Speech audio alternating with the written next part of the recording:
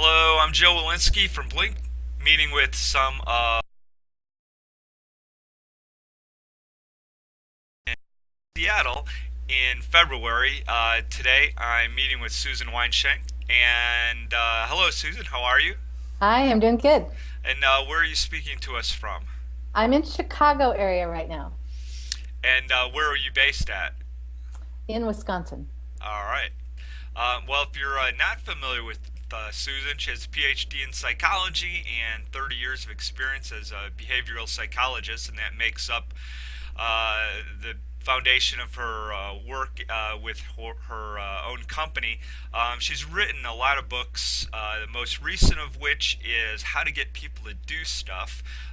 Susan's going to be presenting both a short session, topic designing for engagement, and then a longer 90-minute, more interactive session called How to Get People to Do Stuff. So, why don't you give us a little preview, Susan? I love both of these topics, and the session on how to get people to do stuff is all about human motivation.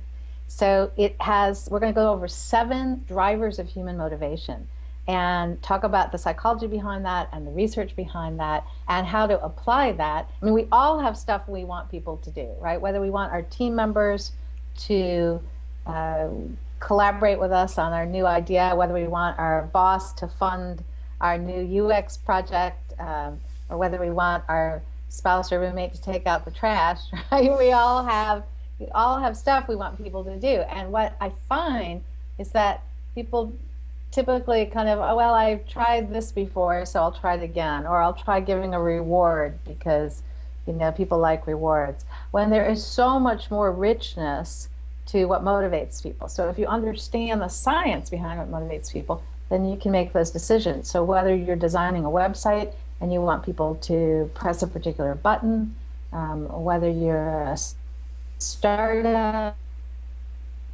and you want people to fund your project, it applies anytime you want to get people to do stuff. So that one's going to be a really fun session, and we'll actually do a lot of applying what we are learning.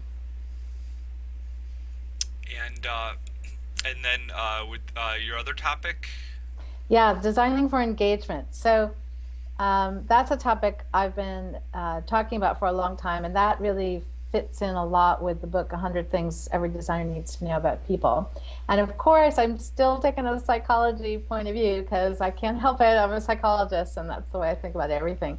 So in that talk, we're going to cover some of the basics of psychology that affect how engaged people are with whatever it is you're designing. So we're going to talk about, I think, some really fun and unusual research on visual perception, peripheral vision, how our brains work, how we process information, how we think,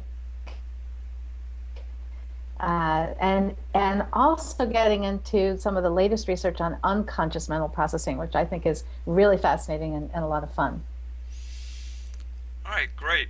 Well, I wanted to ask you with with your background, is are there any particular skill areas that you see among the UX community that you would encourage practitioners to kind of hone their skills more with?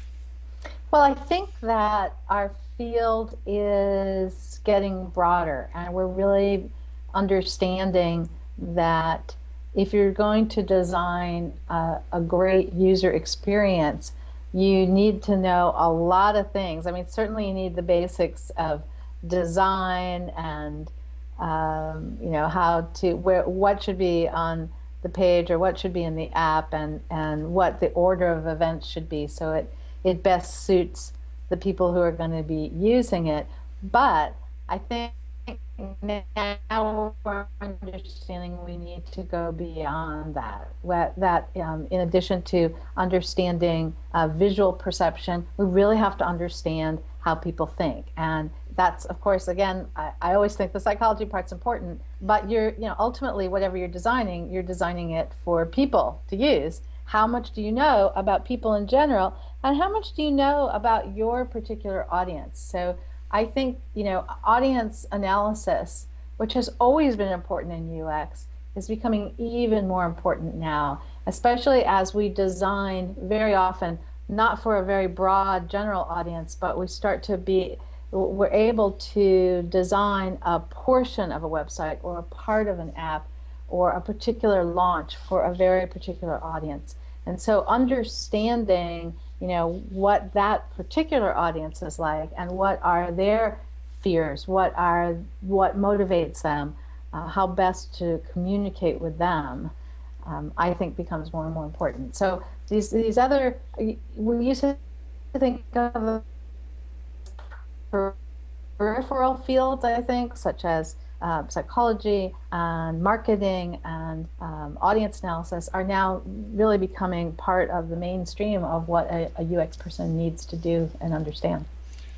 All right, great. Well, thanks for taking a few minutes to talk with us, and we'll see you here in Seattle in February. I am really looking forward to it.